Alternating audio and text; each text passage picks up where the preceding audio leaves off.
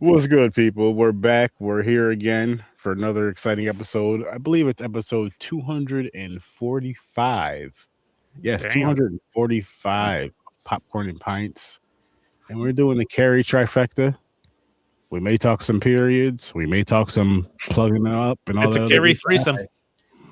But we're here.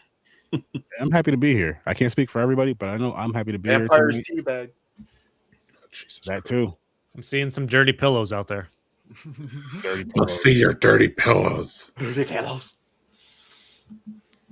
But how's it going out there, people? How's it going out there in the interweb? and Happy where Easter. everybody is? What's up, Grandizer? Oh, Damn, yeah. Grandizer's on time. What's good, Grandizer? Happy Easter, everybody out there. Sorry, missed your comments last night. You came in a little late when we were just finishing off. In case he had to run, he had a hard out, so I had to end it. A hard out. Usually a soft out. Listen, there's nothing soft about us. I'm hard right now. Well, You know, you said this episode 245. I think so.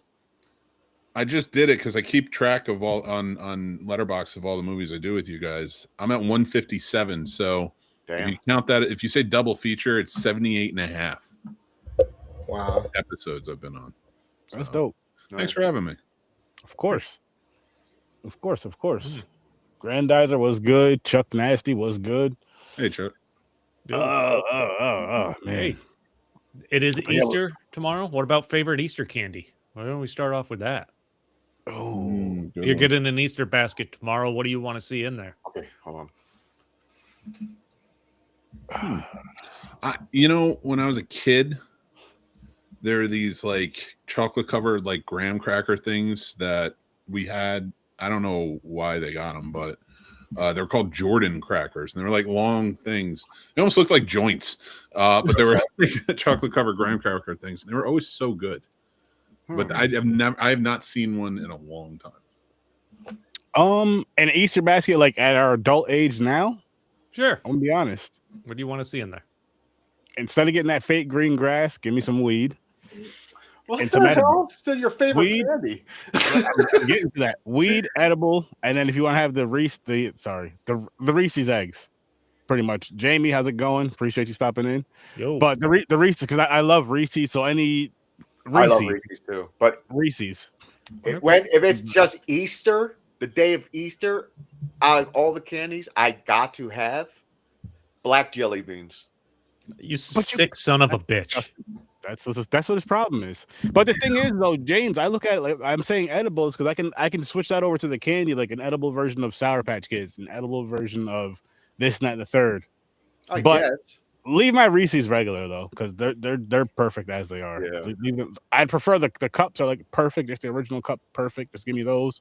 But for the holiday spirit, I'll take the Reese's bunny. I'll take a Reese's bunny. But Nice. what about you, gamer? Hershey Kisses. Oh, Classic. I do like those and the cookies and cream ones or the almond ones. Any of those, I'm straight as long as they're Hershey. okay. Mhm.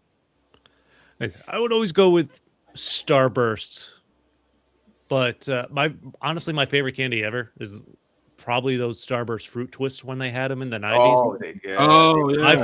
I loved those. And every couple of years I get super drunk and tweet at them and they get mad, I think, because they actually respond and say get over it just about. I pulled up Twitter to try to find the last time they did it because I literally saw it not long ago and I can't remember what it was. You got to keep that going. Oh, Grandizer, I prefer instead of salad chocolate bunnies, I do like the hollow bunnies better. I honestly prefer, like I said, the Reese's things, the smaller ones. I don't really. Well, care I'm for the talking about big like ones. traditional chocolate bunnies. Yeah, I I'm not a the hollow Cadbury. ones, the I'm not a solid Cadbury guy either. I'm not a big Cadbury guy I like either. Cadbury. No, I've never cared for the Cadbury cakes. My wife. I like the commercial. I have to get it. I gotta get Cadbury eggs for her every year. What's up, Johnny? Peanut M&Ms. Yes, yes. What's good, Johnny? Wait, we just started. We don't know if it's going to be a good one. It's gonna be a good show. It's gonna be a good show. Hell yeah, it is. But did you say you said yours, Mick? So Yeah. you said our favorite kind of candies or what candies we'd want in our Easter baskets? You know what I haven't had in forever? Remember the gold coins? Yeah. Oh, Those are shit. still out there. The chocolate gold. Yeah, they still coins? sell them, man. Yeah, but I'm sure it's not going to be the They same. come in like a net. I forgot about those. I can't argue with Chuck Nasty on that. It is funny. We used to get the chocolate crucifixes too. Oh yeah. It's just like, really? I'm The eating reason- Jesus' head. The reason for the season. Jesus. Literally. And I Oh, listen, I mentioned this in the group chat. I still find it weird that Good Friday, the day Christ was crucified and killed, is referred to as a good day. Yeah, that seems odd. yeah. Well, Yeah. you know. It was a good day for the Good Romans. for us, I guess. We're still in Holy War, so that's all. Just saying, just putting that out there. Seems like an odd thing to call the day that happened, but okay. Depends what side you're thinking of. For the ones who did it, that's a good day for them. Maybe it should have been called "Whoops, My Bad Friday." I don't know. Oops. Oh, I got my RoboCop cup for tonight. Nice. Because in the 76 version, who is the lead bully? Chadman. Nancy Allen is the lead bully, and she played Lewis in RoboCop. Oh. So Nice. she's the first full frontal nude woman you see in the showers in the original 76. You got There's a few of those, and I don't remember specifically. You got Bush. There was some Bush. Yeah, there was. Yeah, it was 76. Lots of Bush. Yeah, there was. I'm just saying there was Bush. There was Bush then. You want no Bush? Go watch Deep Throat. Just kidding. Who said anything about that? That much Bush, man. You're going to go down there like Dora the Explorer. Jesus Christ. I don't want to get lost in the woods. Boots, let's go. You got to bring the mat. That's all. Oh my God. Celebrating his one death is sad. Yeah. They say because he rose, but heck, still waiting to see the dead rise. And all no. No, I don't know. In a way, RoboCop is a lot like Jesus. Actually, he's right. It was an allegory to Jesus. Interesting. In Jesus' story, RoboCop was, yeah. And it was done so in a way to satire capitalism. Hair pie. Oh, Paul Verhoeven. But yeah. So again, we're here to talk about the 3 Carrie films. Well, 76, 02, and 2013. We're gonna kick it off with the Carrie 01. threesome. Yep. The threesome, the trifecta, telekinetic trifecta, telekinetic threesome, whatever you want to call it. It was all that. It was all that. But James, you want to kick it off? But which one? 2002? Should we just go in order? We should probably go in 02. order. Okay, or not. Okay. Well, because the other two, Talk about like the ones we didn't like more. because the other two match up more. Okay, that's fine. But anyway, go ahead, James. What's your So rating? 2002 was a pile of shit. I'm giving it a 2. Ooh, I did not like it at all. stories from a tampon. I How heard about you? fingers like this all through the whole thing. So stupid. No, 2002 was not great, but I'm gonna give it a 4. Gamer. 3. Ready for mine? Yep. -5.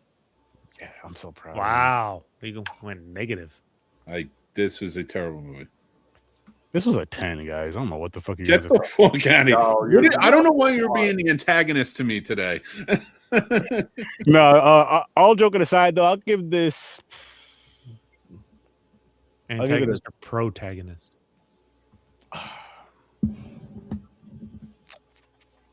No doubt. I'll give it a 1 for right now. And I'm gonna tell you right now, what annoyed me was the storytelling of this. Like this whole it's like a whole investigation, wherever the fuck it was. I hated that aspect. That part was stupid. It was so fucking dumb. I hated that aspect of it. I hated that Carrie survives in it. It just takes away from the fucking story. And I'm gonna say this right now, Zoo. Hang on, let me take a sip. Oh, this doesn't deserve this much buildup. Carrie, as far as the movies, Carrie, they're not bad. But it's not like it's my go-to for Stephen King films. Like I never think of putting Carrie on. I'm glad I watched it just because we're going through the whole, the Stephen King movies and all that good stuff. And I know I've seen them before, but it's something that like I don't have to see again. And not like The Shining, where I said The Shining, if I ever go to the Stanley and I'm there and I get to stay in the room where Stephen King was or whatever, I'd love to watch it in there. There's no place where I want to watch Carrie. Any of them. And again, there's two that I did enjoy that are not bad at all. But just overall, like Carrie overall, which my ratings aren't going to reflect that, but they're decent. They're okay movies. They're good movies, but it's not like I have to like, oh shit, yo, listen, I got to go back and watch Carrie. Nah. Watching it a couple times and I'm good. I may watch them a couple more times and that's it, but I really don't have to watch these movies again. But I would never. 02, definitely wouldn't watch that again. There's really no point. Never should have been never again. Fucking bullshit. Never should have been well, that shit. Listen, I know I have the highest rating on this, and I probably end up dropping this to a 3, but let me tell you where I'm coming from, because I didn't read the book, and I watched these kind of in order, 76, 2002, 2013. And one of the reasons I gave this a 4 is because this filled in some more backstory for me. Like at the very least, it's not good, but it filled in a little extra backstory and a few questions for me, having come in from the 76 version and not reading the book. So I can't compare this to the book. I'm sure Mick's going to give us. Yeah, I never read the book you either. Want me to, you have any questions or want to highlight the book in any way before we get started? It's been a long time. I read it in high school, but I do remember it, and I looked it up before we were getting started to try, because I knew the ending was longer. Mm-hmm. It was not the same. That's why I thought the movies was so effective. But the book goes on for a while. Like she dies, and then like you have the highlights, like King likes to do sometimes, the highlights of what happened to everybody in the town and shit. Mm-hmm. Like the teacher and the principal like quit in shame and shit. Sue writes a book about the whole thing. Sue Snell. She writes the book, like the Carrie book. Got it. And then it wasn't asteroids that the 2002 version added. It wasn't asteroids. It was like that fell from the ground. It was almost like plague-like in the description in the book. That's what I focused on the most as I was watching these, is what the differences are, what one movie would show compared to the other, and this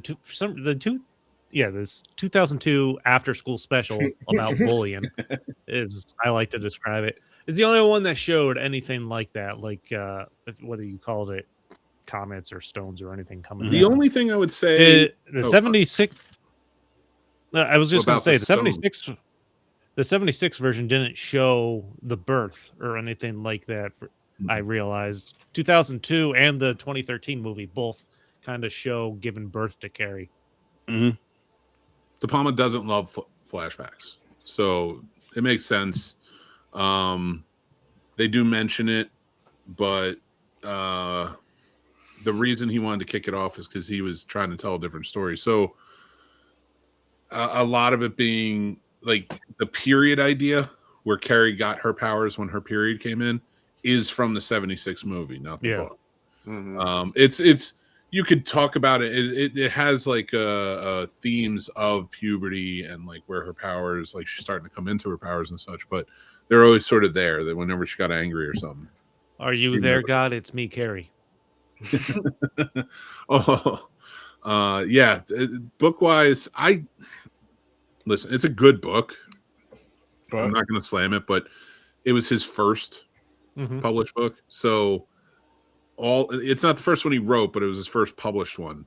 And I don't know if Chris, you wanted to share the rumor that they have going around, which was the trivia. You usually do the trivia.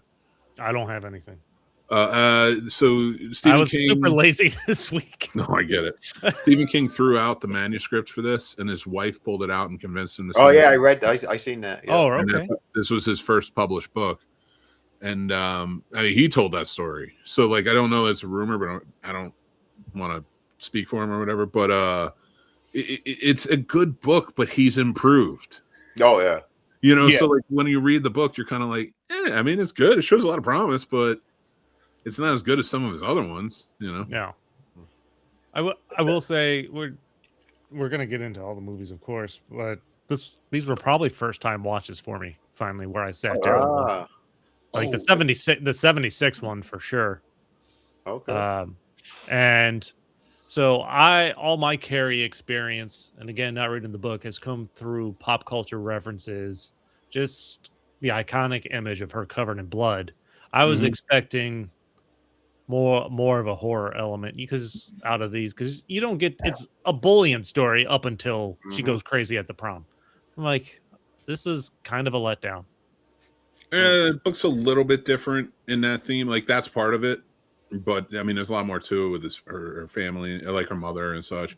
The one thing I did want to add before we get into this that none of the movies expand upon is in his books, and Chris, you probably know this from Dark Tower and such, because I haven't read that. But the shop is like the government organization that does all the testing and things like that, like in Firestarter and other. They always pop up looking for like people to shine and such. That was started in Carrie because she kills like 500 people. Yeah. 234 people they reference in the 2002. Oh yeah, no, in the book it's way more because it becomes like huge national news, and the government is like, all right, we need to have something to kind of investigate and like try and get out on top of these things, and that was like the birth of the shop. Interesting. Interesting. Yeah. Can I hop in real quick? Yeah. Oh yeah. The original is going to always have its place because it's the original and whatnot, but this one just should not have been made. It was way too long, way too long. They could have shortened so many things. And then I don't know if it was the acting that was offbeat or if it was more of the direction or not. I really don't, because there were certain elements like between the mom and Carrie, that fear element that she had with her mom in the first movie, that this one is completely dull and nulled of because the mom is so like pan.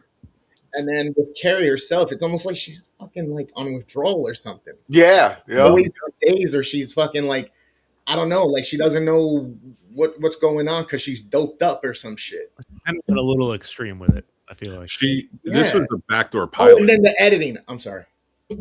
Oh, I was just gonna say this was a backdoor pilot. They were trying to create a TV series. Were they? Oh, God. Wow. They had some great choices for some of the camera work and some of the angles, but then they overdid some of the other things with it, with the jump cuts and with like how they like gave you 3 or 4 different angles. There was one to the point where the cup where the mom throws the cup of water or the tea in her face.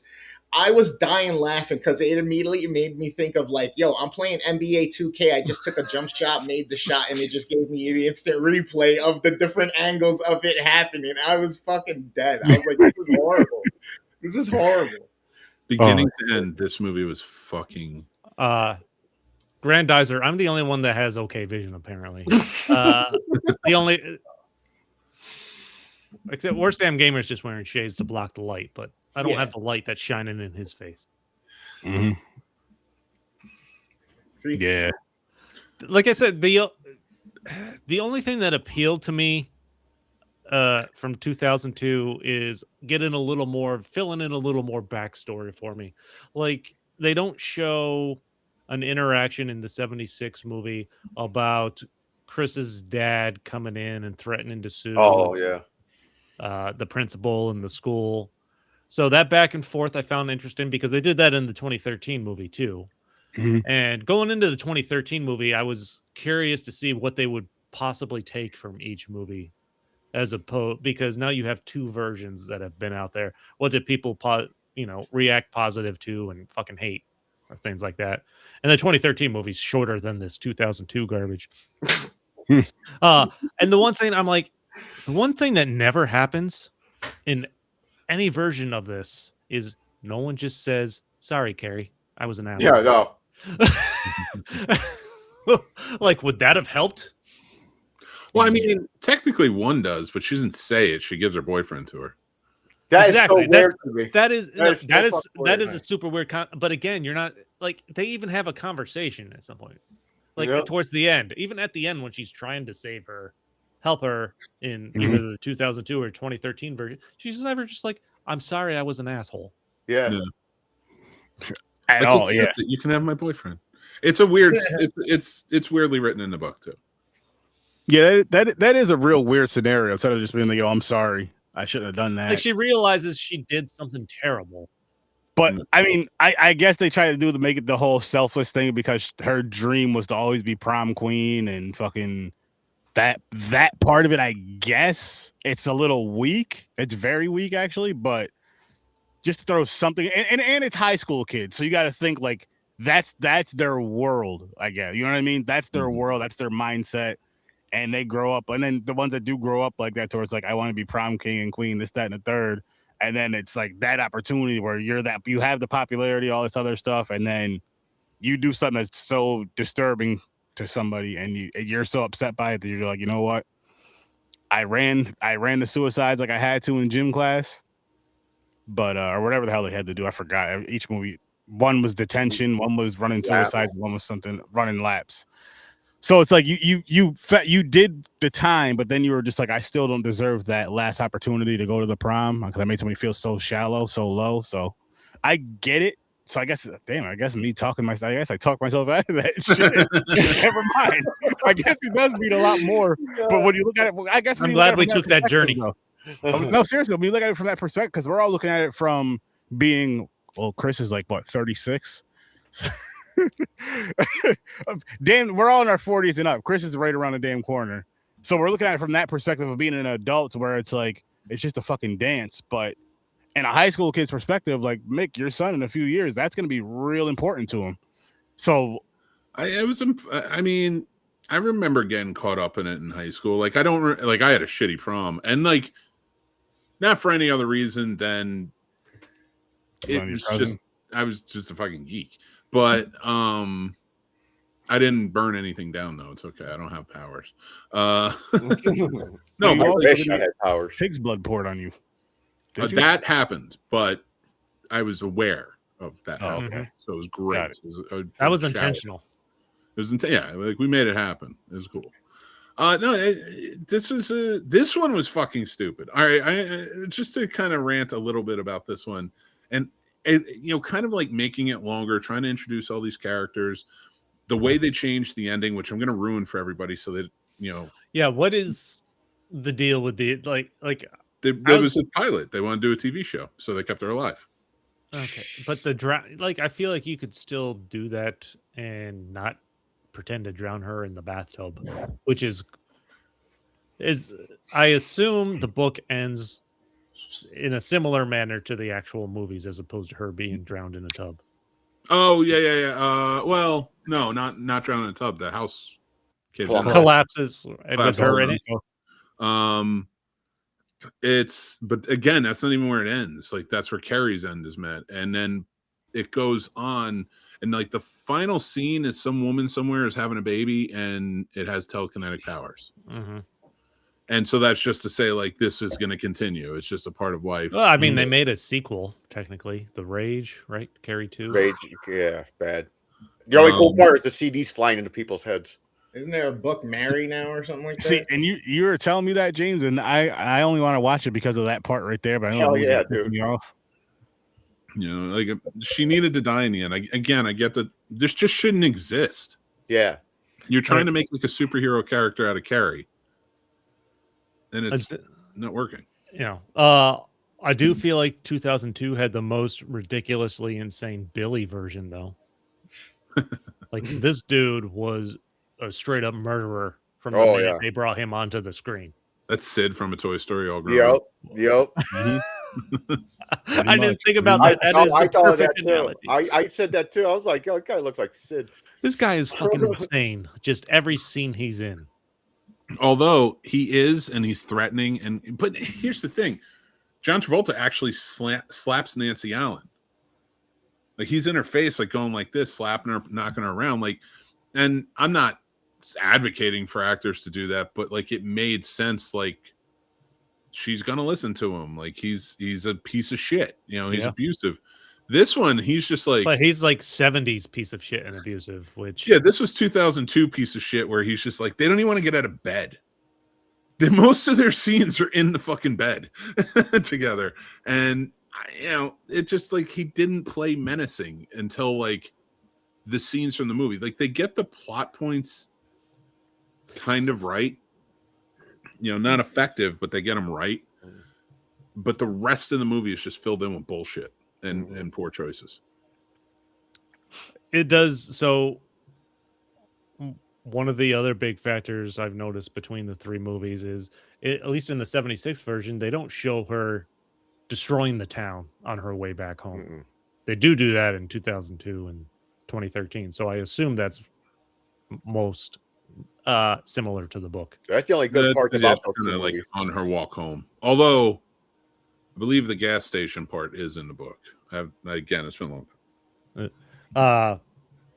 Yeah, so I thought, again, that was a big difference going from 76 to 2002 for me.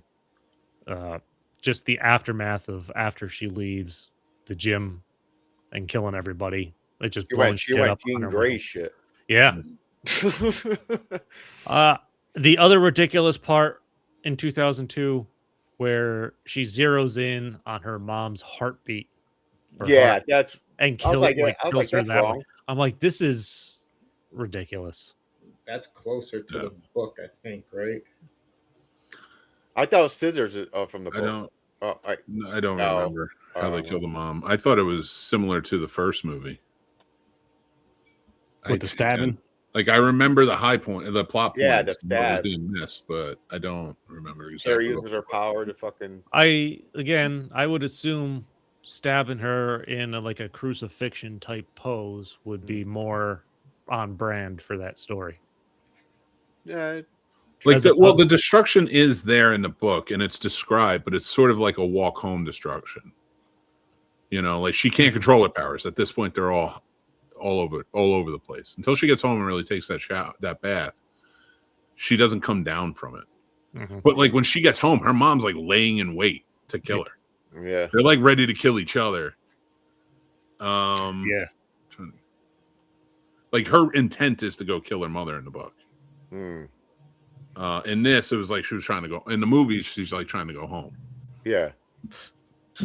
But then the mother in the book, she lost it. She's like ready to go. Okay. And she doesn't die with her mother, actually. I think she dies with Sue. Like the 2013, not like the 2013, but I'm pretty sure it's like similar to that. She like dies with, like Sue shows up. I forget what happens though. Like I don't know what was said, but I know it's different than the ending. But that's why Sue is always prevalent in it, and she was pregnant. Like that part was real. Because there wasn't even a mention of that in 76 or 2002. I think of Sue being pregnant. But it doesn't go like the 2013 version. That's just a cheap scare they threw in there. Okay. Yeah, this is a terrible movie. Everything was over top. Even when she like first uses her power on the kid on the bike. Yeah. In the original one, he like falls face first. You know what I mean? It looks like he did an endo. His front tire stopped or some shit, hit a rock, right? And then in this one, he flies off the bike across a lawn, over a bush, hits the road. Like I'm like, what? They hits a tree, smack. Like, what is going on? Yeah, that was ridiculous as shit. They extended way too many scenes. They added way too much to try to fluff it out. They again I think it could have been a little bit better. We probably would have gave it a little bit better score if they would have kept to the close time of the other two. Well, of the original, because that's the only one it had to go off of. I am changing my score to a 3, by the way. A 3? Yeah. We're going to talk more about the next Carrie movies, of course, but yeah. That like it just gets better after that, at least, because honestly, like this movie was just abysmal. Everything was oversaturated, boring. The VFX sucked. You even for that, for 2002 standards, it sucked. Like it looked like it was made on like a fucking Microsoft, movie. I don't like. Some shit. I classify this as like an after-school bullying special. Yeah, but it's This not is even what- cool enough to be that because it's a 2002 fucking after school special. Like at least in the 70s, they went hard. Kids were like doing the drugs and shit and like going crazy or fighting their parents and whatnot. Like this was like, I didn't want to dance. It's not interesting. There's nothing interesting until she goes crazy. Exactly. That's Oh, what I'm saying. God. The only good part of it is at the end when she's destroying shit. The last half hour. Yeah. And I get it. They were added the cop part because the cops probably in the TV show, the cop probably start chasing her down. They're on the run. Adding because that was a 2002 trope that they kept fucking using for everything. It's just a stupid fucking movie. It's just a stupid fucking movie. Like I can't believe I thought I was gonna have a lot more to say about this, and I'm bored talking about it. That's how not the other two. The other two I have a lot to say. I'm just really I was so mad at watching this movie. So upset. Like it was Sounds so, like Mick watched a punishment movie. I watched a lot of I even watched his punishment movie this week, and I watched Jack and Jill for Johnny. I forgot James had a punishment movie. Yeah, we'll get to that though. We'll get to that. I forgot about it too until you just said it. Yep, I watched it. Shanghai Paradise. It was a bad movie for a bad week. No, Shanghai Surprise. That's what it is. Yeah, that. Well, I don't know about that. Mortuary Movie. Assistant was terrible. Yeah, that was pretty rough. Super Mario Galaxy wasn't that great. Yeah, I know. I said the same thing. I was like, no way. It's not getting great reviews. Oh, Hey, it's got lots of Easter eggs. It's shiny. Mm-hmm. oh, Wow. And the first one did a really good job. Oh yeah, I like the first one. They probably did. They're probably just like techno beat though. Remember all the techno looks in the early 2000s? Mm-hmm. I know. I had a gray shirt for my clubbing. For my all you needed. club. One of those like monochromatic gray shirts or whatever. When did Goof Troop come out? Way earlier than this. not Way more. earlier. Because I was like, that had like the colors scheme of the. What you were saying? Wait, some cable. Oh my God. What? So Yeah. which one's next? 2013. Yeah. What? So I didn't mind the acting of Kick-Ass. I can never say her name. Moretz. Are we doing ratings? Oh first? yeah, Rage. You're right. Fuck. Okay, this one I'll give.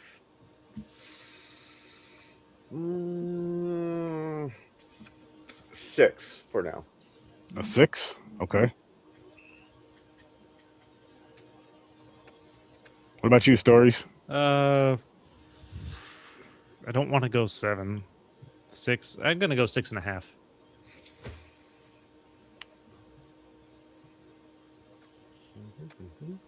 Gamer? I'm going 7.5. Ooh.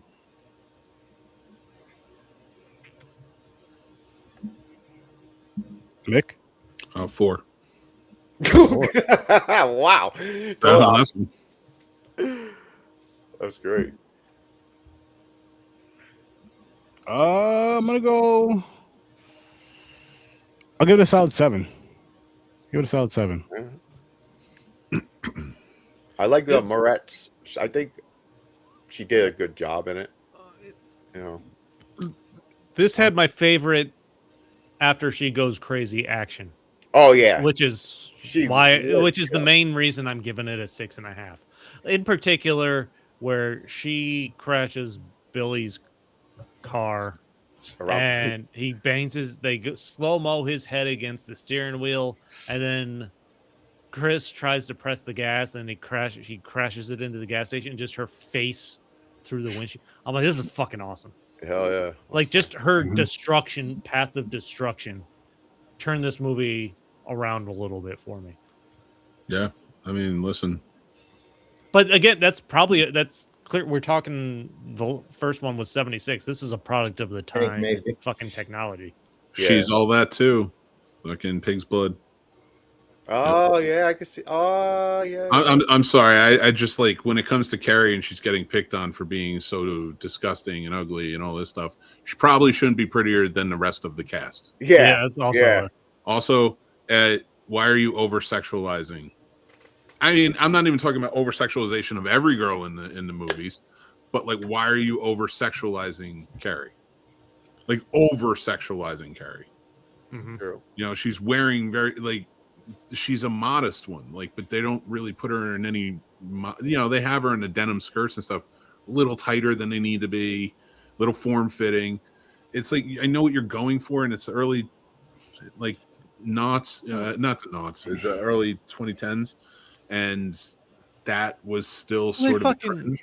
They fucking even reference the Freddie, what's the name of the movie? The Freddie Prinze Jr. movie. She's all that. Rachel. Yeah. They like that's what this is. They reference it because they're ripping it off. It's like they're trying to make a horror version of that almost. Yeah. Her hair was a little undone. She didn't look any different in anything. Nope. And I'm not saying she's a good actor, and she was playing Meek really well. And I don't want to take that away from her. But like when you watch that 76 version, you see, and I'll even give it to 2002 with Angela Bettis. They look homely. They're not ugly. They're not ugly. I call them girls because they're playing teenagers, but they're not ugly girls. They're just, but they're not. You're not gonna know it when you see them. That's why when she gets to prom, and they're like, "Holy shit, Carrie!" Like for real. Like when she showed up to prom, and everybody's like, "Oh my god, it's Carrie!" and it's like, oh my God, Carrie looks like this exactly the same way every day. Yeah. And you don't know that. Now you all want to be her friend because it's like, oh, she's so hot. And it's like, she looked just like this a day ago. Which one did they compliment her ass in? Was that the 2002? Someone compliments her ass. It's so weird. No, I don't even remember. This was at a time where we saw a lot of horror remakes of classics, and they were sticking things in there. They were over sexualizing everything, the violence, the VFX, all that stuff. And I do agree with you.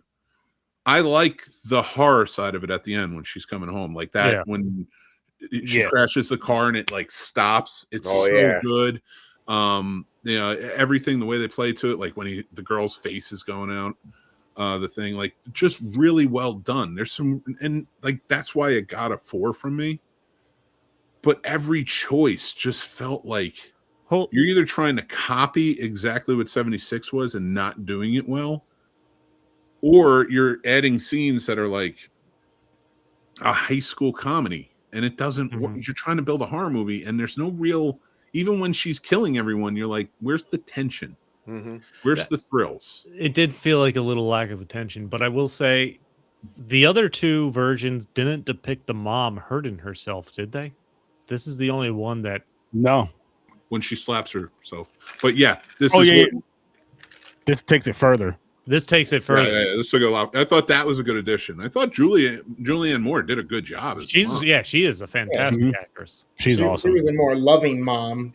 The first one was just batshit crazy, and then the one in the second one was just panned and just very crazy culty vibe. She drank the Kool-Aid or some shit.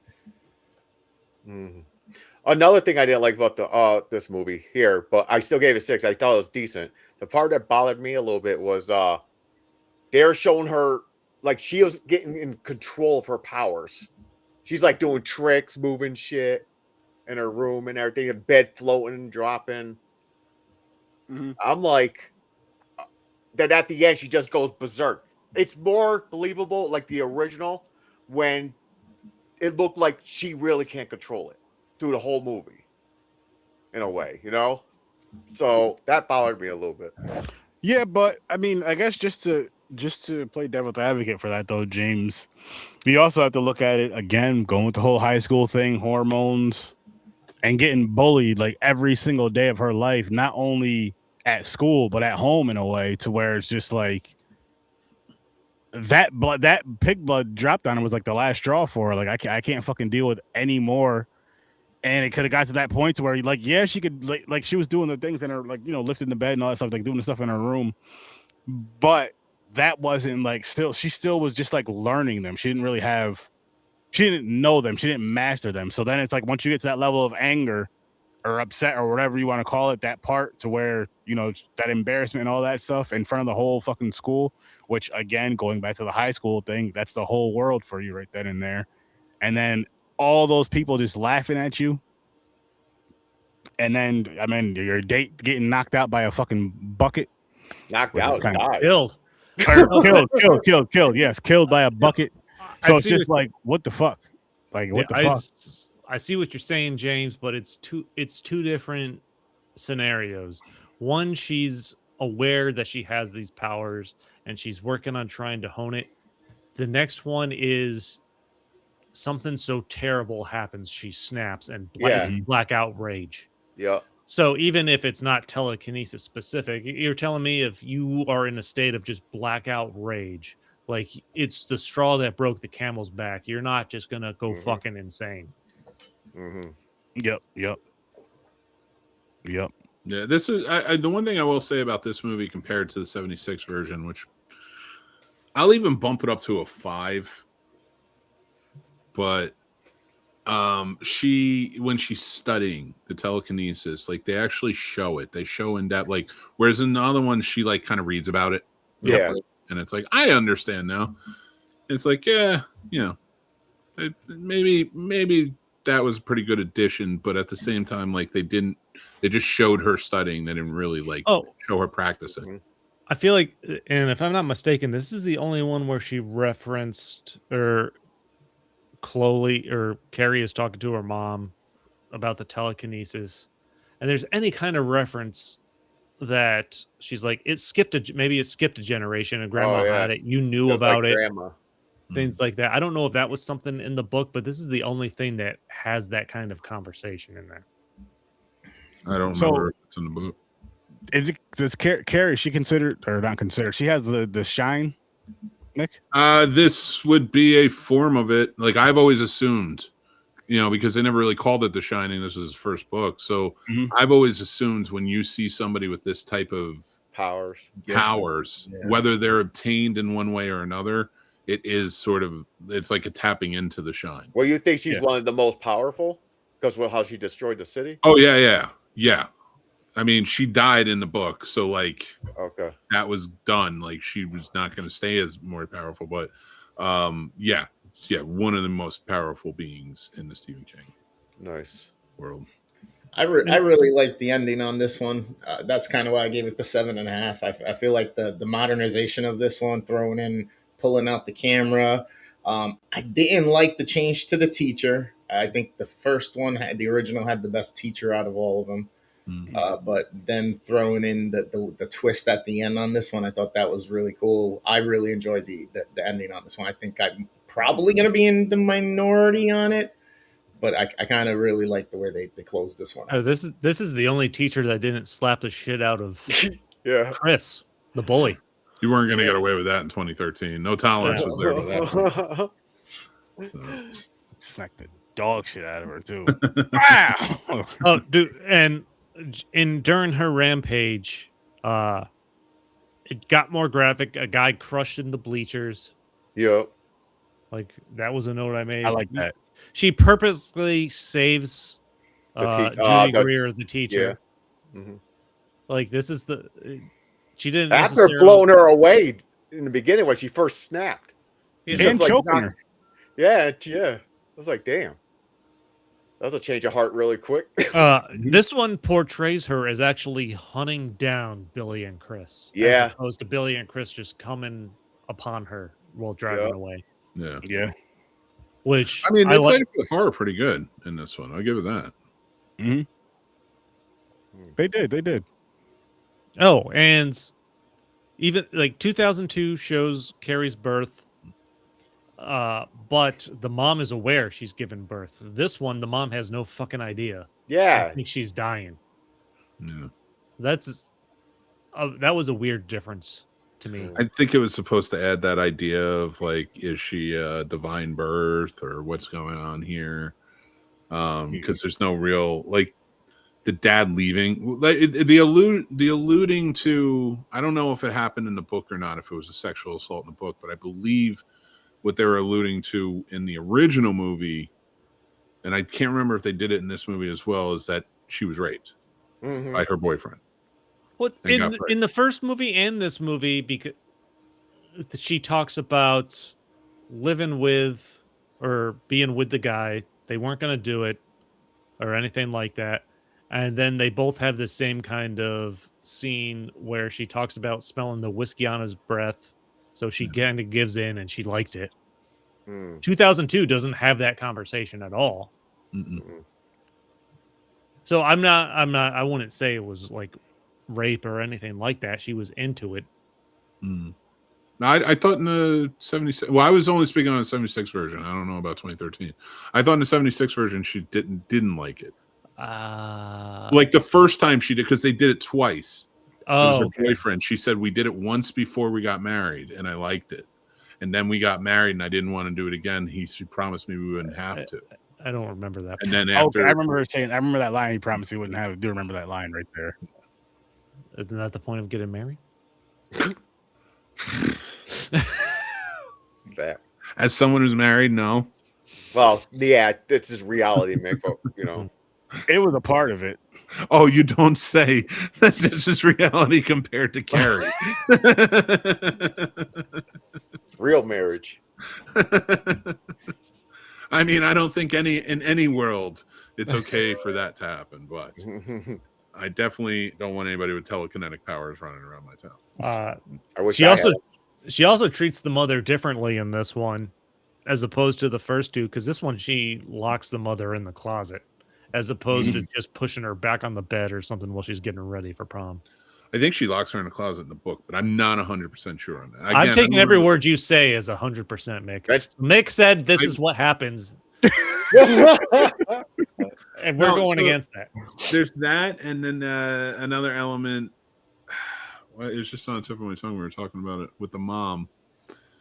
It will come back to me. Sorry, because I don't believe. I believe it was the same closet. That's why the closet is so prevalent, which is a scary fucking thing to happen to you. I'll tell you that right now. I assume this is where Harry Potter was born. I'm gonna tell you right now, a lot of kids out there were probably locked in closets at some point. Sad to say. But this movie, 2013, what was this? There was like a part in it where I was just like, I don't think it's similar to the book, or any of them are similar to the book, but I'm trying to remember it. You threw me off by saying that it was, and I can't remember. I also like the little addition to it where locking her in the closet, she got the power to weld. She just melted the lock. I was like, yeah. Oh, one scene this movie cut out that the other two focused on when Carrie's at prom and the teacher comes up to the table, like 76 and 2002 actually have a scene with a conversation between Carrie and the teacher. This one skips that entirely. Like they show the teacher coming up to the table, the guy goes to get drinks, and then they just move on with the prom, which I thought was interesting. Because I felt like real brief. Yeah. I didn't like the guy. He was in Baby Driver, which I liked him in that. I knew. Yeah, I had it was bothering me like half the movie. I'm like, I know I've seen this fucking guy, so I finally had to stop and look it up. Was he the dude from Divergent too? The little he was brother? he was in those movies. Yeah. Okay. I did. It was my thing. All right. Here's my biggest issue with this. Like, you had the bitch of the school, right? What's her name? I can't remember her name. Chris. That's what it is. You're welcome. Chris is always a real bitch. I get it. I know, really. No, you had the bitch of the school, and then you had Sue, who arguably looked like a supermodel. And I'm not trying to pick apart looks, but there's a hierarchy here, right? And it's placed into this high school hierarchy, and I'm like, the one getting bullied is prettier than all of them. The one that is helping her is prettier than all of them, and everyone else is just like kind of on board with this. Like, it didn't fit what they were trying to say, is what I'm saying. Like the dialogue of like who she was and they were calling her. I'm like, the look doesn't match it. It's like making a movie saying, hey, every piece of dialogue is it's 1800s and we're doing this, but it like looks like we shot it now outside of our houses. It's like, no, it looks like 2026, you fucking idiots. You can't just say it and make it happen, make us believe it. And I think that was my biggest problem with it, was just that it was like, it was too clean for a horror film, a horror remake. Like when you watch that original, it's gritty. There's something raw about it. It feels like we're gonna watch a horror movie. This doesn't. If this feels like Nightmare on Elm Street remake, it's like, oh, cool, Freddy. You know, you got all these elements, but it's very clean. Doesn't feel horror. There's a sheen to it that looks real pretty on everything.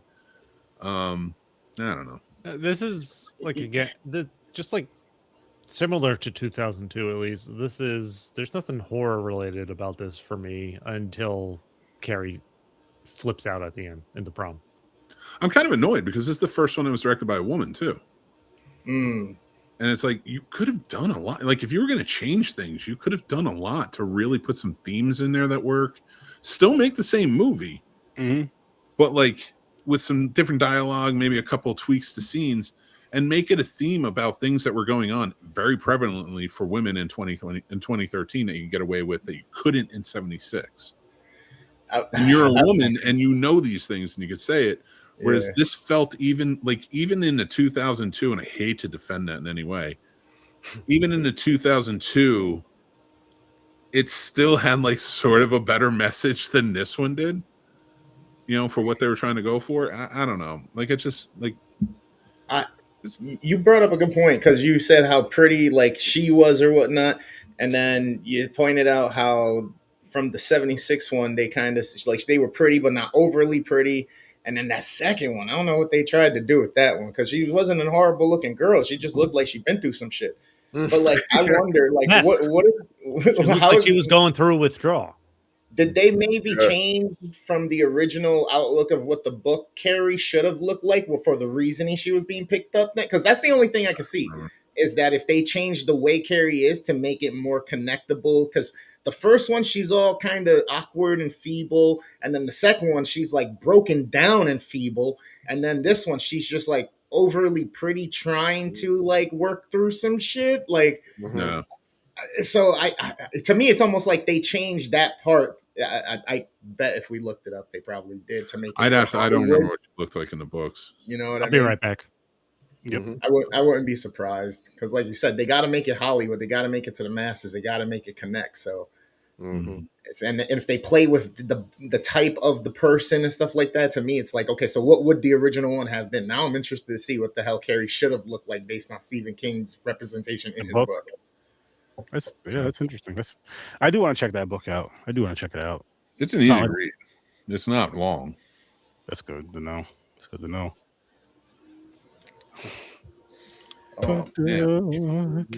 Carrie. Yeah, these movies, they're just, again, like I said earlier, they're just like, overall, they're not something I need to come back to. I'll say that for sure.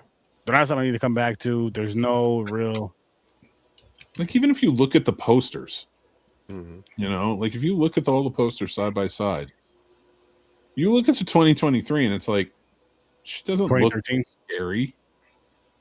Or 2013, yeah. She doesn't look scary. No, she don't. No. She looks sexy compared to the others. Yep. And even like she looks good in red. More sexiness in the 2002. Whereas if you go back to the original poster side by side, they show you like she's a beautiful young lady and she's wins prom queen and then fucking psychopath. Yeah. You know, it works. She looked very different from the beginning to the prom to when she's all fucked up with blood. You know, like Sissy Spacek understood the assignment. And the original 76 can always have a special place in my heart. I'll tell the story when I first watched that, but it was one of those that just I don't think it's a great horror movie by any means. So these, by comparison, are always going to be very low. But that first one was much more effective than these were. Mm-hmm. Yeah. I just looked it up online, and it says she's commonly described in the books as greasy-haired and frumpy. I could see it. You know what I'm saying? So it's like, No, I guess so. Just like sloppy, and just maybe she was a little portly. Maybe she just didn't really know herself yet. You know, she was an awkward teen. A lot of times when you're wearing baggy clothes too, you look frumpy. Oh yeah, that's true. Not me. I look gigantic. Yeah. I look fabulous all the time, so don't worry Shut about the that. fuck up. Oh shit. Oh shit. Let's You guys move on want to the next one. I don't want to talk about this. Yeah. fucking Jump thing. on 76 now. I'll just say this has my favorite Carrie destruction at the end of the 3. Yeah, I agree with that part. Mhm. I get that. I like the ending of the original more than any of these, though. Okay. Decisive. Decisive.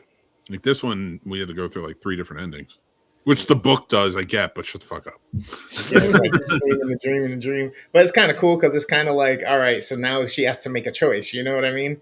Where like her mom at the beginning, you see her about to kill the baby, and then she decides not to, and then being loving. But then this is the end. Like, oh, did that really happen, or did she just have a premonition? Did the baby just send her the signal what she's about to do?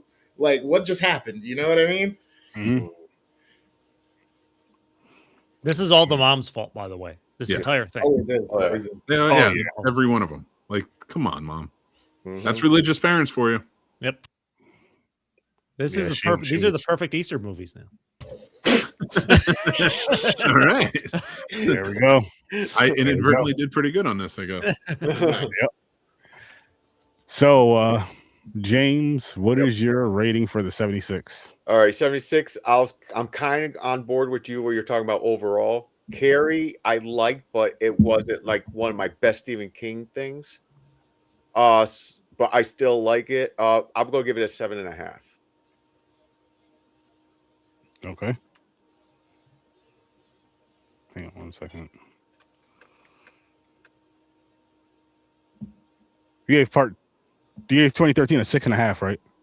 Yeah. Or 6. No, I Six. gave it a. Six. I gave it Number a six. 6.5. All right. Gotcha. I think it was 3, 6, and 7.5. What about you, Stories? 7. Oops. 7? Hold on. And how about you, Gamer? I'm right there with Stories, right at the 7. And then Mick, how about you, good sir? 8. 8? Me and Mick, no, we're good. Yeah, I gave this one a 7.5. All right, Aaron's on board. You know what it is? Though? It's hard. Brian De Palma is like was a genius filmmaker. Yeah, that was And good. Yeah. he put together like for the 70s. I thought the stunts, the effects, things like that were all really good. I mean, because remember, this is 1976. Stephen King's book came out a year before. The only other real horror movies that were mainstream at the time were Texas Chainsaw Massacre, Black Christmas, Psycho, and a few others. You know, like I'm not trying. And most of them, though, were the Gothic. They were the Hammer films. They were other things coming in, or they were the exploitation films being made. But it wasn't the same, not for a mainstream. And then we have like a genius level filmmaker come in, step in, and do this. And 2 years later, we get Halloween, which is the benchmark, really, you know, in horror where there was a transition. So I got to give this one some credit for what it did and how impactful it was. Also, I have a personal, like, I watched this when I was a kid. I remember sneaking this because they'd show it on TV at my grandmother's house because I could go in the other room and like turn on the old dial fucking television and you know, put it on and be able to watch and stand there. Like I would stand right next to the TV, so if she came in, I'd press the button to turn it off. And she would know I was watching horror movies.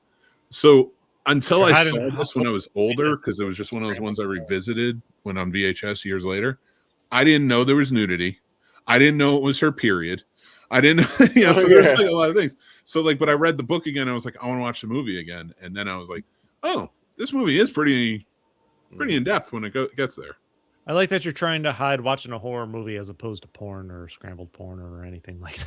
Scrambled porn wasn't around back then when I watched this. Nope. That was the early day. This is the early days. We didn't even have cable. This is my mom's favorite horror movie, I believe. Actually, you know, speaking of, this is one thing I found interesting throughout these 3 movies. This one shows Carrie's mom is actually going around and trying to spread the word of God because she gets kicked out of Sue's house. Mm-hmm. Second one, she doesn't show Carrie's mom really outside the house or off the property. And the third one, it shows her as a seamstress and actually going to pick her up at school. So they portray her mom literally 3 different ways, completely different ways almost throughout these movies. Yeah. And I thought that was really interesting. She was a Bible thumping seamstress, though. Was she? Because like the 2013 movie is the only one that shows her. But that's how. Well, yeah, they don't show it in the room. That's how Carrie makes her dress. Yes, but they don't reference that or anything. No, I know. I'm only going by the book. Yeah, and as we know, your word is gospel, Mick. Mm-hmm. You dick. I got to give a lot of credit to everyone. Betty Buckley played Miss Collins in this, the teacher. This was her first movie. She was a star of the stage. It was very much like an Alan Rickman sort of situation, where his first movie was Die Hard, and like came in and really left a good performance, in my opinion. She did a good job as the teacher. It was believable. The mom, played by Piper Laurie, she's the most menacing thing about this, even though there's a killer daughter running around. Yep. Mm-hmm. She was fantastic. That's why I feel like every other one that came after, I was just like, you're missing the mark completely. I also liked William Catt as it was Tommy. Tony, yep. Tommy, I can't remember. Tommy. Oh, Tommy. Sissy Spacek was 26 years old in this. She's amazing. Like that goes without saying. She still has an amazing career all the way through. Mm-hmm. How about the principal though? They do it in the book too because it's very prevalent. But like calling her Cassie. Yep. Like you not know you can't look at a fucking page before you call her. This is the only one with nudity. It starts off, it grabs your attention right away with the locker room. I'll say they really do, right? And some full front. Nothing wrong with some full frontal. Well, it's hard to argue about Nancy Allen, but go watch Dress to Kill. That's even better. Like, I can't wait. But to agree with you on that, like, it's an interesting choice. I think it takes. It is. He knows. I think it takes a different approach, adding that nudity in the beginning that really works. It makes it more chilling that we're in a girls' locker room and then we're going right into a period scene. It feels more natural. But it doesn't feel sexualized. No. Wow. You know, yeah, that's what you're saying. You know, like and I appreciate that. Like, whereas, it was the 70s, everything was sexualized. But you're going in there and you're actually like, what is happening? This is why, especially as men. Like, imagine watching this period scene, a young girl getting her period, and you're like, all right, I see the horror here. Yeah. You know, the horror kicks right off. Mm-hmm. Like, we're ready to go. One thing I didn't think to. One thing I think I picked up more on this than the other movies. Even like Carrie's the scapegoat for like the school, pretty much almost. Even the fucking teacher picks on her. Yeah. In this one. Oh, Carrie's got an opinion, huh? Yeah. And I like that they revisited that for the 2013 version as well. John Travolta's first role, first major. Was this his first? He's drinking and driving. I like that he's driving. He's like, "Hey, throw me a beer." John Travolta. Although when she goes to give him head, and it's clearly happening. Yep. But the entire she's talking. I just started laughing because she like did not break the sentence. Yep. He's like, "Oh God, baby, oh God," and she's just talking. Yeah. The entire time. Yep. And I'm like, I'm not trying to be lewd, but that doesn't make sense. If there's something down their throat like that. Like even the over-sexualized parts feel stupid. You said she's a ventriloquist? Yeah. Or he has real tiny meat, so where she could talk with her mouth. My was God. Like she's just picking her John. just picking like a toothpick, trying to get something out of Yeah, it. like it's less than having food in your mouth. You still talk, you got food in your mouth. You talk of food in your mouth. It's not even that. It's like a water bubble gum. And it's just like the wind is what's vibrating it. It's like a water pick. Holy shit! Oh, That he's- was- What is going on? It was weird watching John Travolta in that role. I don't like. He's clearly supposed to be the douchebag boyfriend. I forgot he was in this. He didn't seem overly menacing, just kind of stupid, maybe a little cheesy. no. I also, by the way, I feel like there's got to be an easier way to get pig blood besides going and murdering pigs and slashing their necks. Yeah, I hated that, man. Like, once against that argument, like animals getting Why hurt. is- I hate animals getting hurt. Yeah. Yeah, I'm with you on that. But they did it. They did it in all three movies, though. That was something they actually did. You know what's one thing I noticed about this one too? Were they using the psycho stings? Like, because they were going like, wee, wee, wee, and then it would like end Oh. abruptly. Yeah. And I'm like, is this the psycho stings? Like, Oh it's just- shit! I don't know. Oh. I have to look that up. There was cinematography wise, when they're at the prom, Tommy and Carrie are dancing. The camera is literally spinning around them Yeah. for like 3 minutes. I'm like, I'm getting fucking dizzy. I feel like I want to throw up sitting on my couch. See, and I feel like that's one of the best scenes. This whole dance scene where he does the different shots No, showing it- the high elevations and where the No, blood is. no, staged and all I swear, that. no, that's different. This is the camera literally spinning in a circle around them for like 3 minutes at least. I'm like, fucking Okay, stop. a little disorienting. Just fucking stop. It was 70s though. They had a lot Yeah. of those like magical whimsy type shots where like it's all fogged around them. I hated that shit. Yeah, okay. They did incorporate the There you go, psycho stuff. Johnny. They should have went with pig jizz. There you go. That's good. I don't Damn. know if they should, that's. I Make mean, they wouldn't have had to make kill a it pig, squeal. but that's a lot of. That's what's in No, the book. But I feel like it would have. Fake up everything. Johnny's talking about making a pig squirt. You could have just broken into a sperm bank and stole some sperm. True.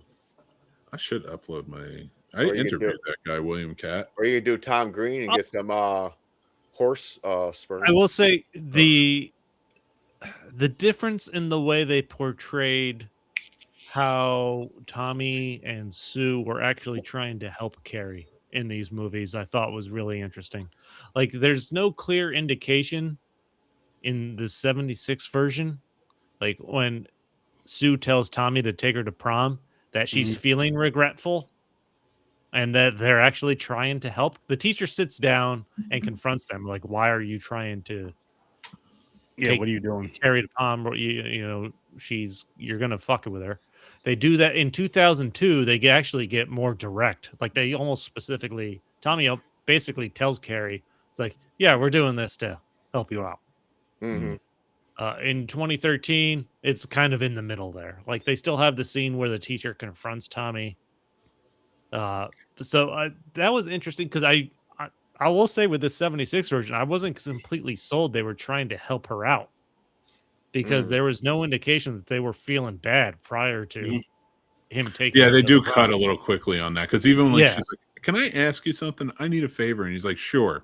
And then they cut to them Yeah. later. It's like, I don't want to do this. So Which one was the one where the teacher was talking about when they were at the prom and the teacher was talking to Tommy, and she was like, "Don't dance with Carrie. Don't dance to fast songs with Carrie because she's gonna look stupid." And I'm just like, "Wow." I think that might have 2002. been this one.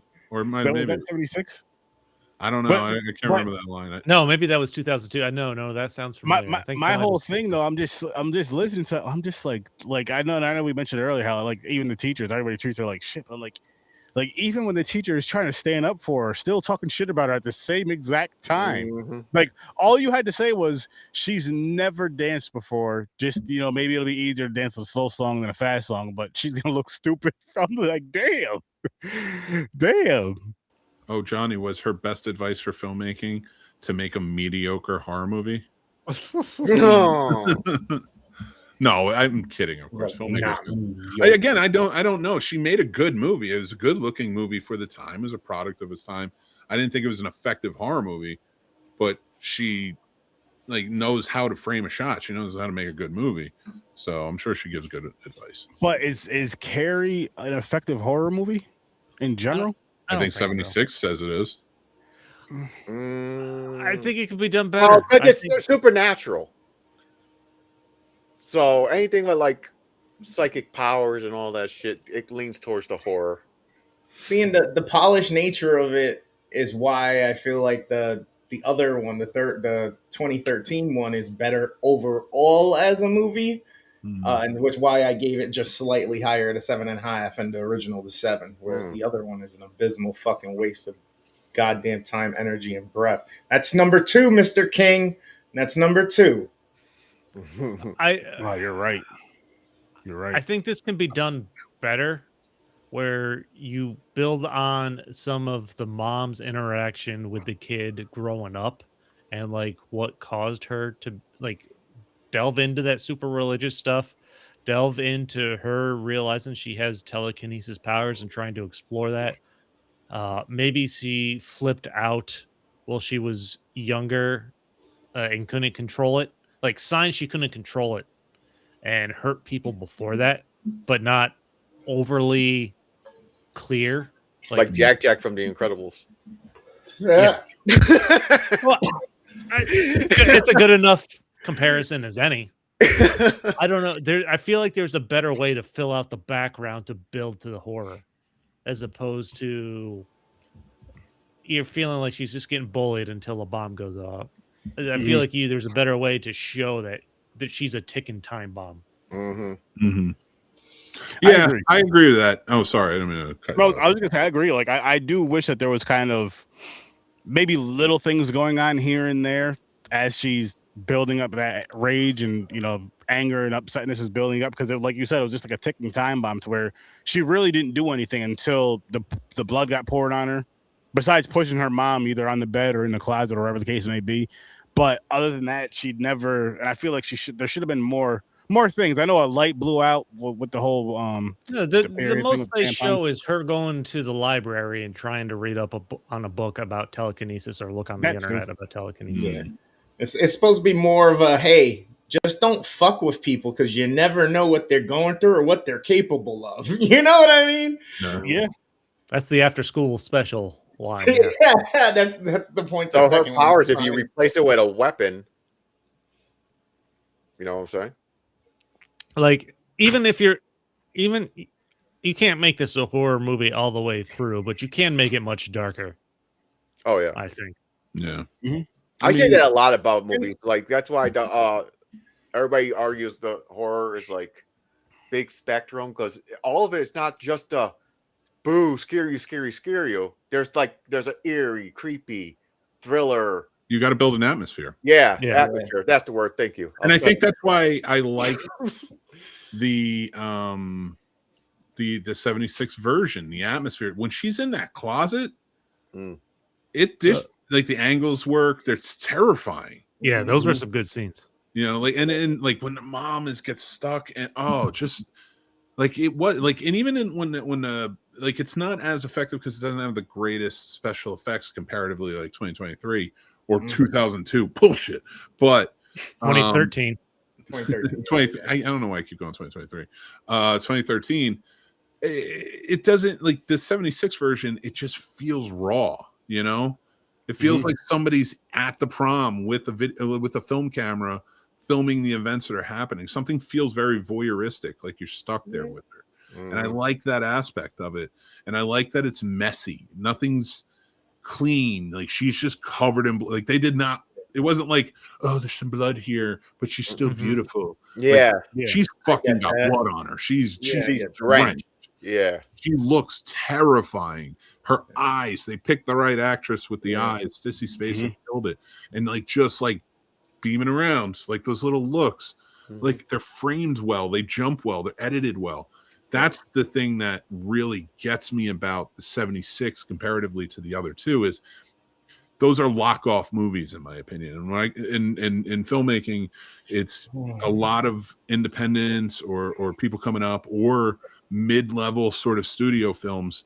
They just lock off the camera and shoot the scene. But a good director can come in with their cinematographer and start, like we've seen it when we watch Chris Nolan. The camera almost feels like each angle is trying to help enhance the story. Mm-hmm. You know, I get that from the 76 version. And I think that's what makes it interesting, because the story is boring at times. And it does have lulls where it slows down, but the camera keeps you going. Like the effective fall of the kid getting thrown off, seeing her face, and immediately like the kid looking back at her in horror. Like they didn't add that to the other two. Mm-hmm. They didn't, that terror in the kid's face. Like he knows what happened. It wasn't an accident. But how do you say that? Like there's this beauty in it when a good filmmaker can actually like utilize the spaces properly. Utilize, you know, we've countless horror movies are effective in that way. We just watched The Mortuary Assistant where they didn't do anything with the fucking camera. You know? Yeah. See, and then with the 2013 one, that's kind of where I give it a little bit of credit, because the use of the technology and the CGI just brings it a little bit further across. It gives it that polish, but then 2013 was also a little bit more brutal in some of their kills and stuff. So they definitely gave us a little bit more. So that's why it's tough. I almost want to say, yes, it's a knockoff, but I wouldn't call it a knockoff. No. Oh, I thought you said it's kind of nice. No. It's a carbon copy. Okay. I don't call it a knockoff though. It's a cheaper copy. It's a remake. Most remakes are. It did better though. That's why I'm like, I don't know. A remake to me, when it's more effective, is when it actually takes the story and tweaks it to a point where it really works. You go back, you look at the 76 version, you're like, all right, this didn't work. Like Chris said, it doesn't seem like they're, you know, characters that are really remorseful and want to do this for her so she feels good. Mm-hmm. You tweak that for the next one. Like you said, you did. So there are elements to it that I really like. The visual effects work. That car crash was cool. For 2013, that worked. It was cool. But what else? What substance is there? What camera angles are making this work? It didn't do nothing that was groundbreaking. Yeah, like we watched so many horror movies when we were over on Horror Source 30, and you know, you think about the really good ones. You don't even have to say a fucking word, and you're creeped out because the atmosphere is built perfectly. Mm-hmm. You know, you don't want to turn on a light because this movie scares you. Yeah. Mm-hmm. That's not what 2013 does. True. You know? True. Mm-hmm. You know how they could have solved this whole thing? If Sue just went up to Carrie and said, Carrie, I am so sorry. Instead of getting her boyfriend to date her. Maybe if one of Chris's friends was actually like, dude, shut the fuck up. Leave her alone. I don't want to run suicides. Yeah. Mm-hmm. Leave her alone. Like, why are you being a dick to this girl? We're done. It's over. In 2002, Sue actually says something similar to that when Chris is about to miss the prom. She's like, we don't want to fucking miss the prom or have to fucking. I'm gonna tell you right now, Chris. Stop making that movie make sense. Because okay, they do that and it makes sense. But that whole fucking ending. I'm just telling you what I saw. I know your word is gospel on the book, and everything you say is 100% true, and we can't deviate from the that. only good thing about 2002 was Sue Snell. That was the only good thing. She was the best part. Okay. But they didn't even utilize her properly because she had the interrogation scenes. Mm-hmm. You know, which didn't need to be there. They're useless. Yep. So fucking stupid. And you know what? She wasn't even the worst part because her boyfriend was dumb as a bag of bricks. Like you literally could have given Carrie a brick dressed up in a tuxedo and said, "This is my boyfriend. This will be your date," and she probably would have believed it. Damn. That guy. Remember when he goes, all we have to do is sway back and forth from foot to foot. I mean, that's what dancing is. I know, but he's spelling out that way. Don't defend it. I'm trying to defend anything. Yeah, Slow down. listen, I'm an aficionado on the book. You may be an aficionado, which I'm That's sure I'm true. wrong about a lot of things. The 2002 version's yours, all yours. Yeah. There you go, Chris. You got something now. No, every Christmas, we are all sending Chris a version of the DVD.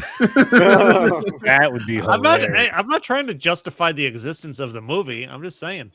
I want to know you for so long from now on that I want you to have behind you a shelf of DVDs of just Carrie from 2002. I hate you. That would be hilarious, though. It was a TV movie. Are there even DVDs? Chris's girl would be like, "Hey, the guy sent you something. They're so fuck them. They keep sending me this stupid fucking movie." Every year, one of them sends me a copy of this fucking DVD. You'll be like 86 years old. Well, I've never seen this one before. The dementia. Someone will put it in my casket at my funeral. Oh yeah. Oh yeah. One of us has to outlive him. Your cassette is made of the DVDs. The cover is plastered. Why is he in a prom dress? Oh, We're just man. standing there with pig's blood on a bucket right above the Yeah, why is there a bucket next to his head? What the hell's going on here? Listen, this is what he would have wanted. He's in a powder blue puffy tuxedo. This is what he would have wanted. How do you know? He said it on a podcast and we took it serious. It's legally binding. Oh, that movie was so bad. I'm so annoyed. Oh man. And I'm not lowering or hiring my score in any way. Oh no, I'm leaving all my I'm just scores trying the to same. tell you Honestly. why. I'm surprised at your I'm just trying brutality to with correct it, but I your- respect it. I was just correcting your misinformation. I'm sure with the book, I'm sure there's tons of Not correct. God's word. Yeah. Last And that wasn't one of my particularly favorite Stephen King books. It was one I read because it was high school and I was years past Goosebumps, and I'm like, all right, let's go to Goosebumps the next level. Stephen fair. King. That's fair. Mhm. So That is the transition. You go from Goosebumps to Stephen King books. I know I try to get here's the funny thing. I tried to get my kids into the Goosebumps books. They like the show, they like the movies. They were like, the books are just too and I'm like, okay, well, I get that. Your dad was a lot stupider back when he was a kid. So like that worked for me. But they're like Tommy started reading Stephen King. Jack is reading Scary Stories to Tell in the Dark. Oh, I'm like, I forgot about nice. that one. They jumped for their ages. They're jumping right ahead. Fair Street's like R.L. Stein's upgrade of Goosebumps. They think he's too hokey. Oh, Okay. Yeah. So Okay. I was like, all right. I mean, listen, but as a father, after I told you guys what the reading level is in this world, I was like, my kids are not doing that. Yeah. Like I've always been an advocate of like, listen to LeVar Burton at all costs. Stop listening to anyone else. Books are cool. Let's get into it. You know, they've all read the Harry Potter books and shit. So, you know, got to keep these kids smarter. They're just going to grow up dumb. Yep.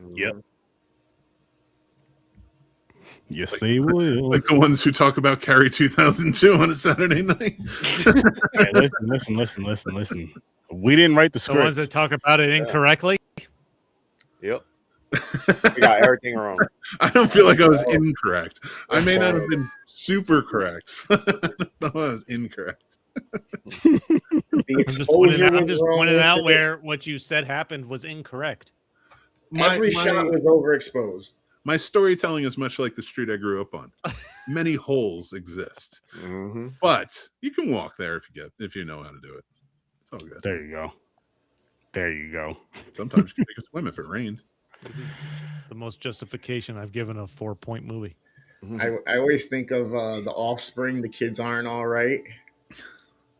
Yeah. Whenever I think of my old neighborhood. Last night we did this on the show, and I wanted to throw it out because Easter's tomorrow. What's a movie for Easter you guys like to watch or recommend? I don't think I have one. I don't think I have one either. Last night I recommended. I think the best movie to watch is The Book of Clarence. I do like the old ones. Ben-Hur, King of Kings. Casey said Ben-Hur last night. But I also threw out Bruce Almighty. Oh, okay. Mm. All right. Okay. What's the Jim one Carrey. with Eddie Murphy that he plays God? No. Holy Man, he doesn't play God. Oh That yeah, is yeah. an He plays a underrated guru. movie. He plays a guru. Yeah, it's a great movie. It's a very underrated movie. It's very good. I might have to watch that. That's a good pull. I forgot about that. Honestly, I'd probably try to lean towards horror. If I don't have anything. I'll have to look into it. I'll try to find something tomorrow. Yeah, I don't have anything either. But I have nothing off the top of my head, but I'll definitely try to find something tomorrow. I'm sure I watched some Easter Bunny horror shit in the past. Jesus of the Christ. What was that one? Awful. What was that? Oh no, it was he was a rat, wasn't he? He wasn't a bunny. Didn't we watch something where there like the dude was a genetically engineered into it was either a rat or a bunny, and I can't remember. It was weird. Rottingham or Rottingdam or whatever it was. I cannot remember. He was bit by like a mutant freaking beaster day. Like that. Passion of the Christ, Bruce Almighty, and the Rise of the Guardians. A lot of fiction. First of all, calm down. God's real, and he's Morgan Freeman and Alanis Morissette. Actually, Yes. Dogma. Yeah, Dogma. Yeah, Dogma. That would be a good one. When I first seen Dogma, I did not understand what the fuck the movie was about. Watch It's all it now. Yeah, You'll get it, especially with everything going on. This Or holiday's all Idiocracy. about. Which holiday you say? I was going to say this holiday's all about fiction, so those are perfect movies. Damn. Sus. Listen, I believe in God, and even if he's real or not, Jesus was cool. I don't like the people who like are super into him, Yeah. but I liked him. He was cool. It was cool. You know, he healed people. He made water into wine. He has Don't some cool hurt hair. anybody. Weird He part. did have some cool Okay, hair. real quick. But he was black, so I don't know Good skin, I was gonna say, which nice hair skin, you're yeah. referring to. That's Oh, fair. Weird part about religion, really quick, Catholic and Christian, is here's the body of Christ. Here's the blood of Christ. They're telling you eat and drink. Cannibalism. Jesus, that's It's a religious Hello. religion based on cannibalism. Yeah, first of all, it's all made up. Like it's all made up. That Jesus didn't do that shit. I think it's supposed to be an allegory. It's supposed to tell you something, but some people I may think take you're- No, Here's it's a- supposed to get they you may to take be it literally. he was a son of a carpenter, right? I think he took on the family business. You He's say you going must around eat of building my flesh, houses. drink of my blood, right? Yeah, some What people are took it literally. in the medieval times? What are or in probably another chapter of life or whatever? But what are these poor people getting into Christianity supposed to do when they go to church? They get fed bread and wine, which is a luxury thing for them because they were all poor.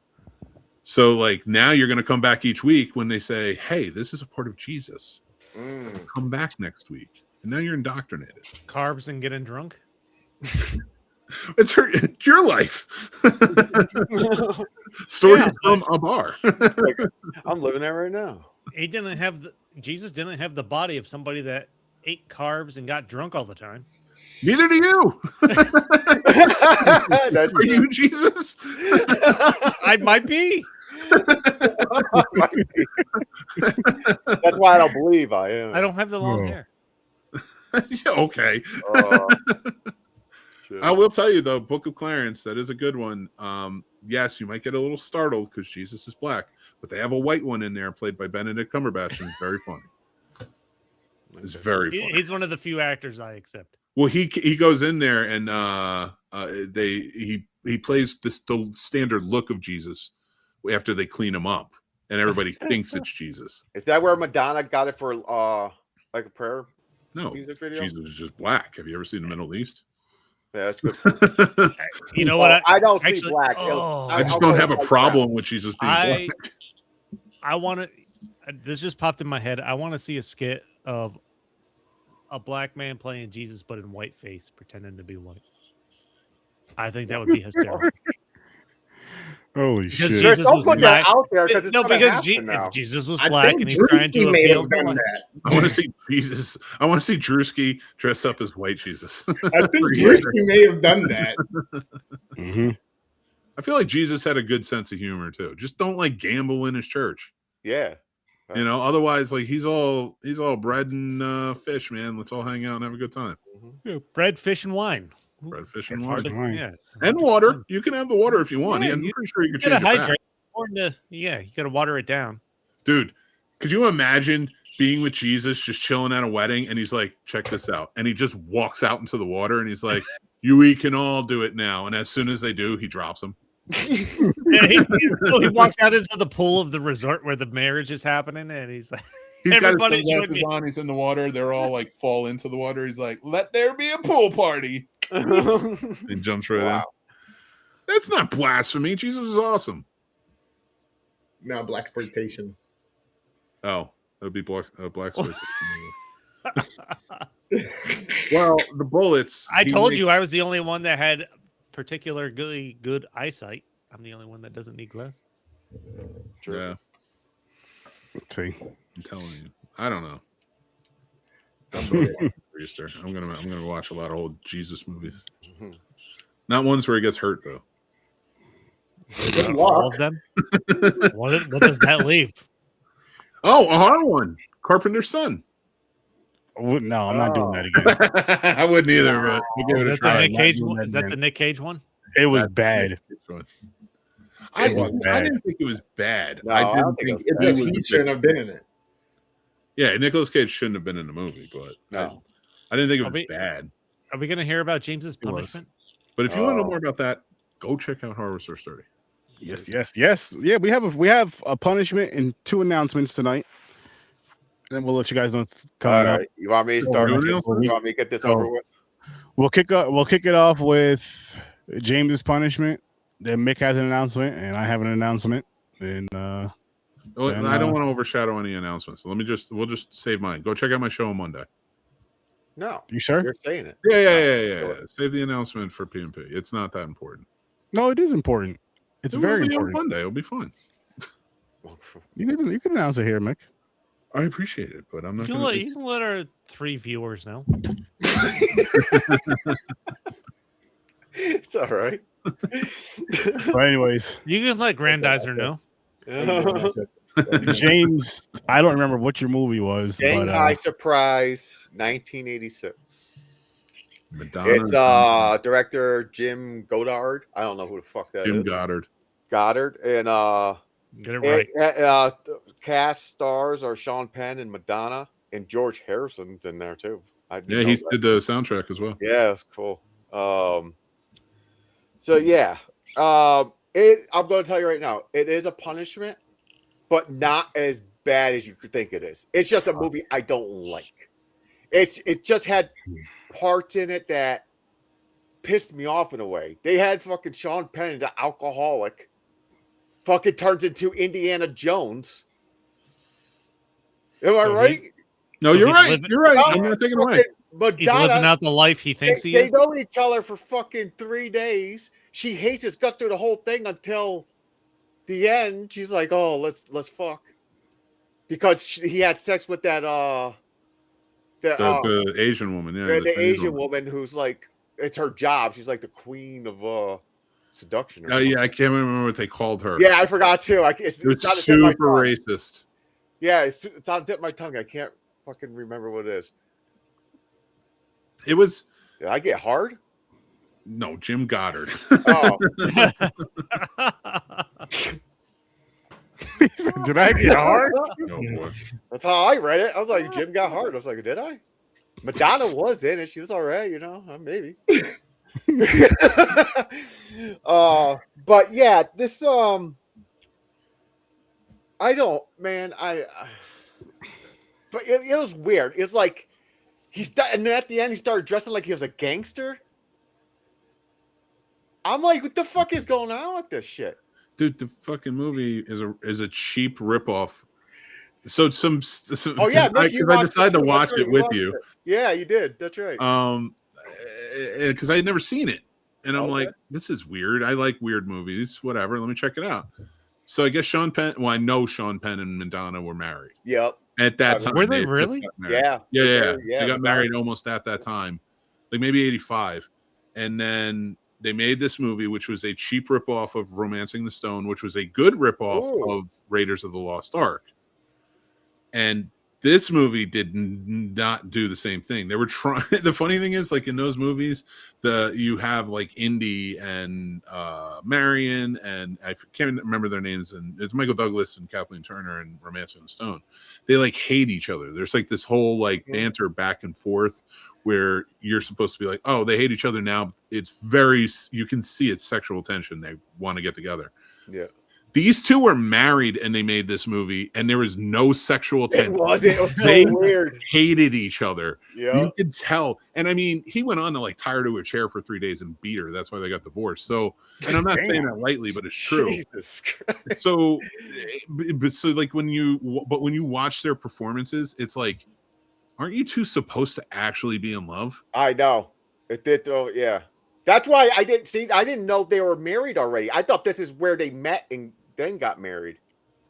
No. They were married before. That's why they made this. Yeah, it's because they were newlyweds. Yeah, there was no sexual tension like, oh, I want you, you know. But they're like they just met.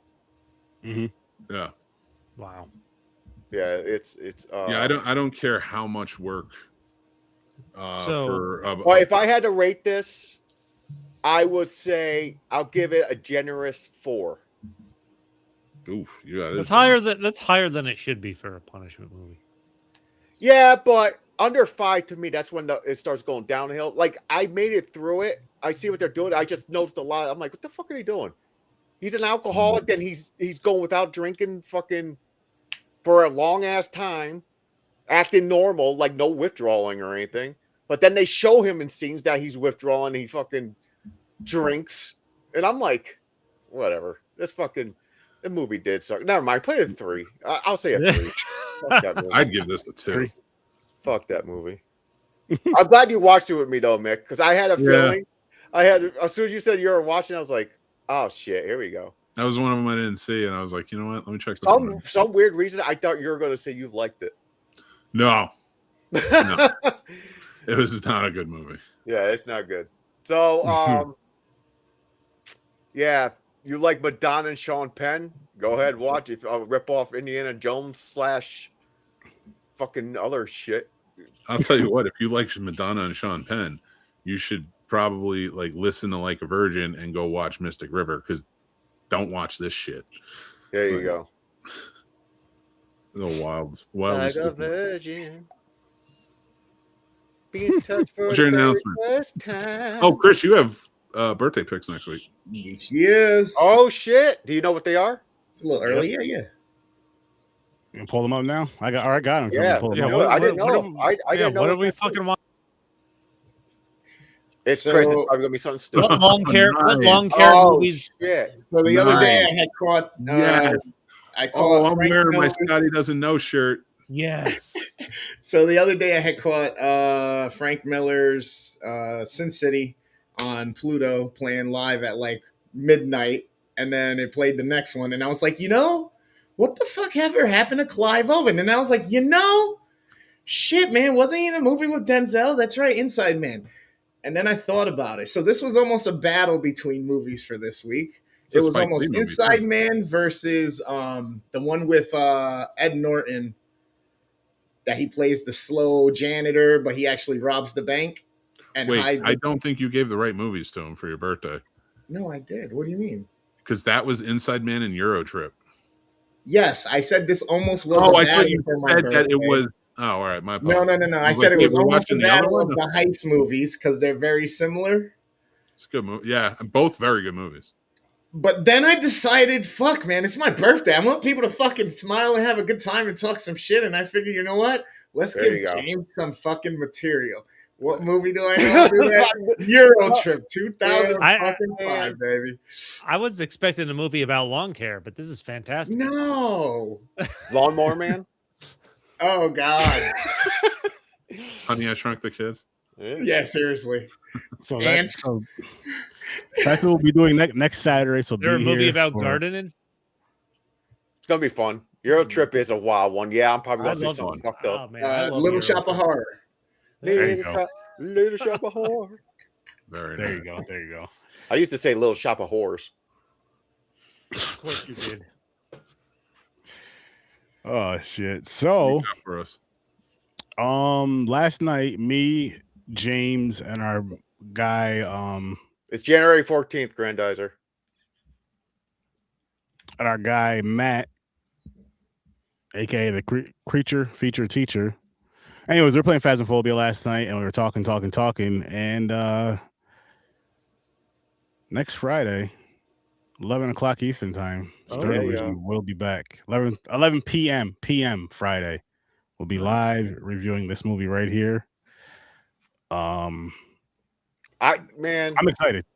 It's been a while, and like I want to get into weird movies, B horror, all that stuff again, and some other stuff on the side, but you guys will see. Tune in. But yeah, it's January 14th. It's my birthday. So I'm a Capricorn. Next Friday, April 10th. If you're into horoscope crap. James keeps talking. Because I'm answering questions, my bad. So be there. It's gonna be a good time. I've heard this is a fun movie. I've never seen it, so it'll be a fun first time watch. And I can't fucking wait. I was trying to be nice answering our few fans that we have, but Aaron's like, during an guys, announcement, I'm leaving. Yeah, Sturdy's trying to get a message across, and you're ruining it. My bad. This right here, Grandizer. Sorority babes in a slime ball. Hell yeah. I'm down. And yes, I will be there. I know I usually never did the Sturd-O-Visions and shit, but I'll be there. Oh, gamer. Well, we're doing his birthday early because actually I'll show you why now. Because in 2 weeks we will be doing Superman versus Batman, going through the movies to do the franchise off. So I am fine moving away for those guys. Yo, wait a minute. Superman and the Mole Men was the first one? They'll both beat my ass. Whoa. Okay, I didn't know that. So yeah, we did we're doing Gamer's birthday early this year because of that little lineup we have. Yeah. And it'll be going all the way. It'll be going all the way through. We're gonna do the new Supergirl movie with the one from I believe 84, 80 something. I'm not sure what year exactly, but the 80s. So again, be here for that. That's gonna be a great time. So we having a little break from Stephen King. But we'll be back. Mm-hmm. And I can't wait. It's gonna be a good time. And then this Thursday on Horror with Sir Sturdy, we are reviewing Beast of War. Never seen it. Jaws 2026. That's kind of what it looks like. Oh man. So yeah, we have some fun stuff lined up. We have some fun stuff coming up. Again, these Carrie movies, 2 out of 3 weren't bad, but overall, they're just like, it's just an okay story to me. Maybe good, but not something that I would want to go back to. Not something that really stands out in all of Stephen King's things. I mean, this is one of the. It's there. I mean, the name. People know who Carrie is and all that, but as far as like a good movie, yeah. I would say iconic. it's taken on a life of its own for some reason that I don't quite understand. But the movies, if you're curious, because maybe it's because it was based on the first book Stephen King wrote, and people just associate the last half hour of this movie basically in pop culture going forward.